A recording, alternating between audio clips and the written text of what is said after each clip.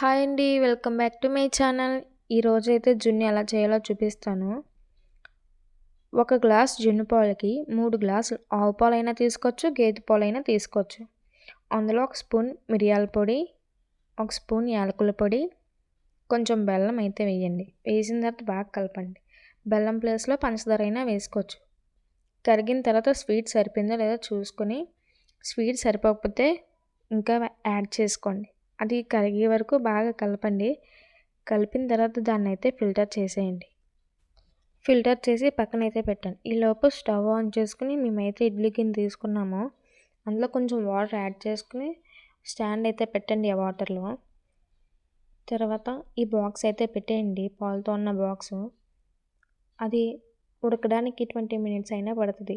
అంటే పాలను బట్టండి, ఎక్కువ పాలైతే ఎక్కువసేపు పడుతుంది, తక్కువ పాలైతే తక్కువసేపు పడుతుంది. ఒక 20 మినిట్స్ అయితే పడుతుందండి. అది ఉడికిందో లేదో ఒకసారి చెక్ చేసుకోండి 20 మినిట్స్ తర్వాత. ఉడికితే స్టవ్ ఆఫ్ చేసుకొని బాక్స్ అనేది పక్కన పెట్టండి. అది చల్లారిన తర్వాత తినండి. టేస్ట్ అయితే చాలా బాగుంటుంది.